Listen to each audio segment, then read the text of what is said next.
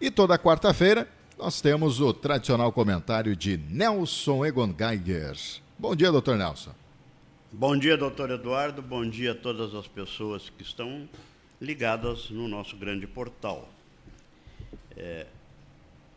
Eu tenho a mania da leitura, uma mania sadia, não faz mal para ninguém. Insisto com as pessoas, lá em casa uma briga, né? Mas a minha esposa já aprendeu a ler alguma coisa e todos os dias lê pouquinho, mas lê.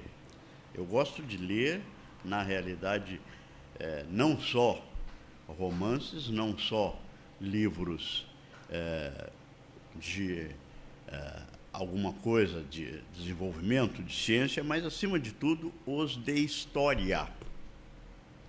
Eu volto a dizer e insistir, aquilo que aconteceu no passado, no desenvolvimento da humanidade. Olha, quando o Criador, quando Deus fez o homem, ele lhe deu a inteligência e deu o livre-arbítrio. Claro que cabe, portanto, ao homem, o homem no sentido geral, no sentido de humanidade, o homem e mulher. Cabe a ele o desenvolvimento, e o desenvolvimento veio aí, da nossa história escrita, que remonta 3, 4 mil anos antes de Cristo, portanto, aí temos 6 mil anos de história a escrita, eu acho que não tem nem 6 mil, tem 5 mil anos. Nós vemos que os acontecimentos passados, às vezes, se repetem, meio de forma parecida. Claro que não é igual. É a evolução, a caminhada da humanidade, né? É isso que acontece. E é certo, é disso, é indiscutível, que nós já tivemos aqui no nosso planeta outras épocas em que existiram seres vivos que foram destruídas, terminadas, liquidadas e reiniciou de novo. A nossa, a atual, não chega a ter 10 mil anos, anda beirando isso aí, segundo o que se tem de registro desde o Homo sapiens, né? Seria a intervenção divina. Bem, olha, a intervenção divina para o homem atual, não a intervenção para o Homo sapiens, já que o Senhor, o Criador, a divindade, Deus, ele fez todos os seres vivos que tem por aqui. Então, nessa história, eu terminei ontem um livro da autora Jean Plaidy. Em inglês eu não, apesar do nome meio afrancesado, inglesa, eu não, ela isso aqui é pseudônimo, ela escreveu uma série de livros com outros nomes, dependendo do local e da onde. Muitos livros eu não a conhecia. E esse livro aqui, Crepúsculo da Águia, é a história de Henrique II da Inglaterra. Henrique II, Plantageneta, dinastia dos Plantagenetas, que era pai de Ricardo I, Ricardo Coração de Leão, e de João Sem Terra, que, aliás, nesse livro que eu aprendi por que o nome dele era João Sem Terra, e o apelido, né? Que conta a trajetória do Henrique II até desde do início, desde o seu reinado até o final, quando ele faleceu. E fui aprendendo coisas aqui que não sabia, apesar de um conhecimento da história da Inglaterra e da França, que são para nós as mais conhecidas, em razão de que são países, são nações mais evoluídas e que mais rapidamente evoluíram e, portanto, mais tempo têm de evolução, evidentemente tem a sua história muito mais divulgada. Muito bom livro. Mas eu não vim falar de livros hoje, só para dizer que quem quiser ler um livro com a história, boa parte da história da Inglaterra, do Henrique II, que foi, para quem não sabe, casado com a ex-esposa do Filipe o Belo, Filipe II da França. Ele se divorciou do rei da França e casou com o rei da Inglaterra. Para quem não sabe, essa é a história. Eu vim falar hoje de outra coisa. Eu vim falar hoje sobre discurso, mas antes, uma pequena referência de discussões políticas e discussões legais que estão perambulando nesses dias, desde que, no fim de semana, foram presos, por determinação do Supremo Tribunal Federal, os mandantes do assassinato daquela vereadora do Rio de Janeiro e Marielle Franco, e eles foram presos. Um deles, não conheço, não sei quem são, só ouvi os nomes aqui, um deles deputado federal, os irmãos Brazão, outro conselheiro do Tribunal de Contas do Estado do Rio, que teriam sido os mandantes. Eu não discuto isso, não discuto nada, acho que tem que ser apurado o fato. Foi um assassinato violento em 2018, foi um assassinato irregular e que decorre, segundo as notícias, da posição da vereadora na Câmara de Vereadores do Rio de Janeiro. Então, eu não vou comentar o fato, não cabe nada a mim. A única coisa que eu comento é o seguinte: há certas regras constitucionais que, nesses casos que envolvem pessoas ocupantes de cargos elevados, têm de ser seguidas. E uma dessas regras diz que o deputado ou o senador não pode ser preso sem autorização da Câmara, a não ser em flagrante delito. Esse crime ocorreu em 2018, lá se vão 6 anos. Então, a prisão agora não é flagrante, porque o fato já é passado há muito tempo. Mesmo assim, foi preso um deputado federal.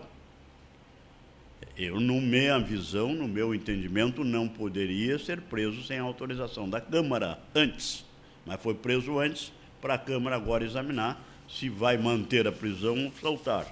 Ontem, em votação lá na Câmara, foi deixado para apreciar em outra reunião, portanto, ele fica preso até que a Câmara Federal aprecie a validade ou não da prisão. Também não discuto, também não digo que ele não mereça ser preso, nada disso, não cabe a mim, nós estamos longe do Rio, não conheço o fato a fundo, nunca me interessei, mas faço essa ressalva. Evidentemente, tem coisa aí que tem que ser resolvida, porque não foram bem de acordo com as regras. Feitas essas duas digressões, a do livro e desse episódio, o meu assunto hoje, resolvi falar hoje sobre discurso. Por quê? Porque esse é um ano eleitoral. No meu tempos passados, em que concorri, não só quando eu concorri, mas quando haviam eleições gerais para deputados e senadores, governadores, em determinada época até também não era eleito indiretamente, mas deputados federais, senadores, e eu cansei. Desde 1900, cheguei em 61, a primeira campanha que eu trabalhei foi em 62, para Egídio Micaels, que era o candidato naquela época do antigo PTB, e que perdeu a eleição para o Wildo Meneghetti. Meneghetti já tinha sido governador, depois veio o Brizola. Quando o Brizola era governador, na eleição seguinte, não havia reeleição, o Egídio Micaels era o candidato do partido PTB. PTB antigo, não esse PTB atual. E eu tinha trabalhado com o Egídio Micaels em Porto Alegre, porque trabalhei na direção, no setor de acionistas, da direção do antigo Banco Agrícola Mercantil, de onde Egídio Micaels era diretor. Egídio Micaels tinha sido deputado federal na Constituinte de 1946, e nessa época, em 60, ele era diretor do Banco do Brasil, em 62 concorreu para governador do Estado. É a primeira campanha política que eu participei direta. Outras eu participei indireta, lá na Porto Alegre, na minha terra, assistindo, vendo, mas essa participei direto, em Camaquã. Então, de 62 para cá, eu, até 2000, mais precisamente 2004, quando apoiamos a reeleição do ex-prefeito João Carlos Machado, participei de diversas eleições, e então discurso é uma coisa que faz parte de eleições. Naquela época, muito mais que hoje, porque naquela época nós começávamos, eu sempre disse, e a primeira que eu participei direto foi em 76, nós começamos a campanha em janeiro, e a eleição era em 15 de novembro, nem era em início de outubro, era em 15 de novembro. Era um ano de campanha eleitoral. E lá pelas tantas, depois do registro das candidaturas, já se podia fazer comício. Então, comícios era uma quantidade. Hoje são coisas eliminadas. Há uma, porque o tempo de campanha foi reduzindo, e hoje é 45 dias. Então, só durante esses 45 dias pode ser feito comício. E a duas, porque a mídia atual, através das redes sociais, ele diminuiu também a grande quantidade de comício. Aquelas caminhadas nas ruas, de porta em porta, batendo em porta, pedindo voto, cansei de fazer. Volto a dizer, a última, em 2004, acompanhando o ex-prefeito João Carlos Machado, a gente batia de porta em porta, pedia voto nas vilas.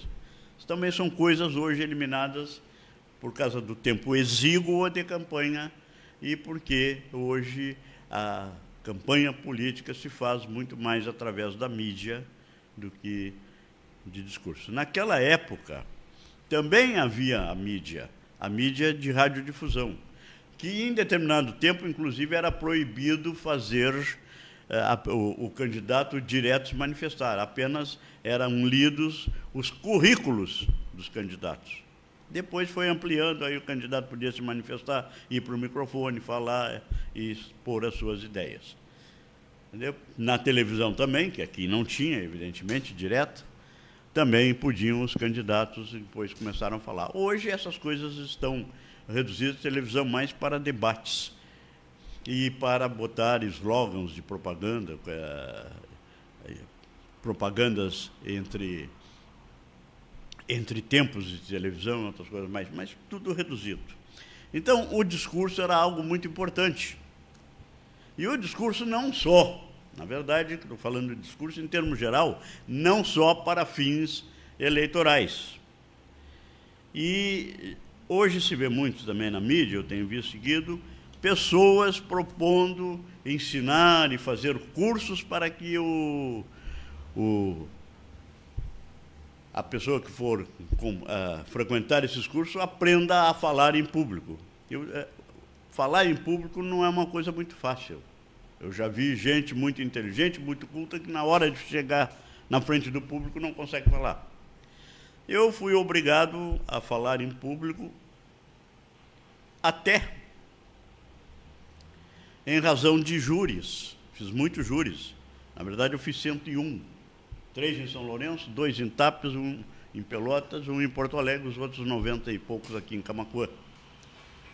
Isso obriga o advogado, obriga a pessoa, obriga o defensor a falar em público.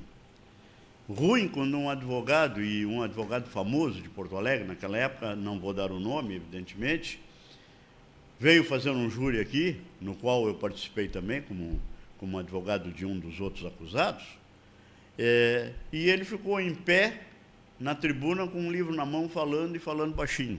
Não é o ideal. O ideal é falar na frente da plateia e se apresentar. Então, o discurso é uma coisa importante.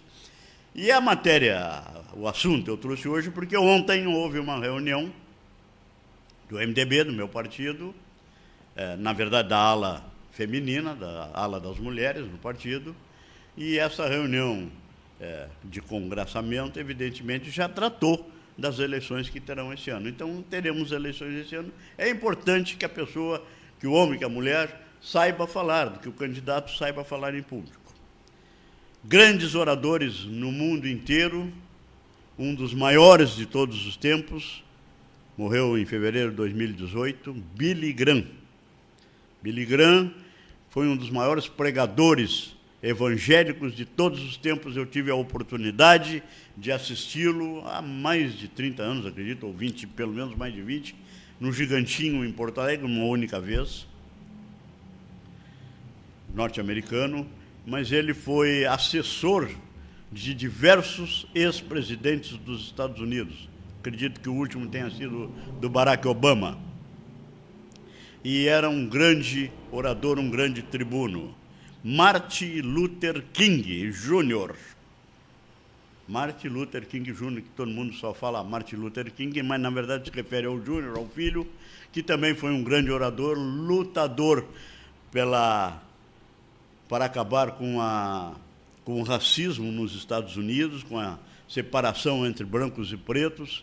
Ele foi um dos maiores oradores de todos os tempos e finalmente, ele foi assassinado em 68, em junho de 68, ou maio de 68, não chegou a ver o que o presidente Lyndon Johnson, que é quem estava no poder na época, acabou depois com o racismo nos Estados Unidos, definitivamente.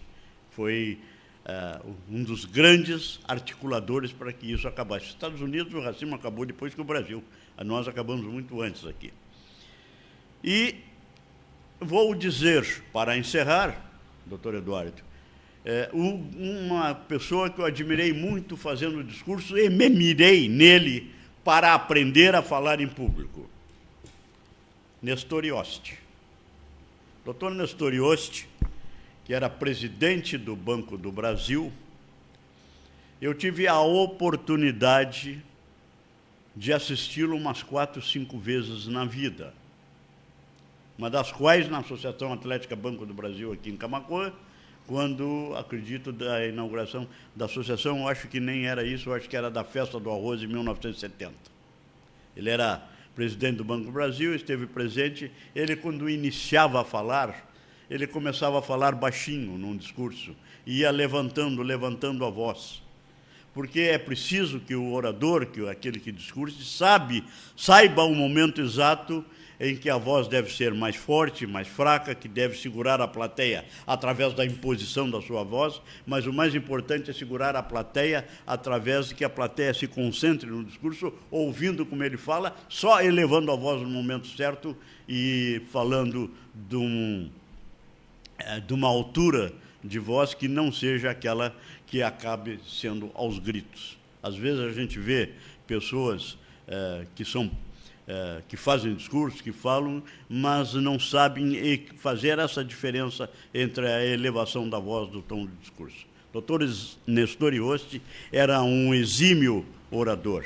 Assistiu em Pelotas, assisti ele em Porto Alegre. Eu, quando era funcionário do banco, e o banco era onde é o Banco do Estado do Rio Grande do Sul, hoje, ali naquela esquina, ele teve algumas vezes aqui, era muito amigo do então gerente, o Romeu de Oliveira Machado, e o doutor Nestor Ioste foi o grande inspirador meu em matérias de discurso. E discurso, portanto, para aquelas pessoas que neste ano eleitoral vão concorrer a cargos de vereadores, prefeitos, não só aqui em Camaquã, mas em toda parte, é algo muito importante. É preciso que o candidato saiba expor as suas ideias através da sua manifestação às pessoas, através dos discursos, quando em palanques, mas de uma maneira que agrade o ouvinte, que não atrapalhe, que chame a atenção, que não faça o contrário, faça com que esmoreça o comício ou que ninguém entenda a sua mensagem. Portanto, o discurso é algo muito importante, especialmente em ano eleitoral. Bom dia. Bom dia, doutor Nelson Egon Geiger.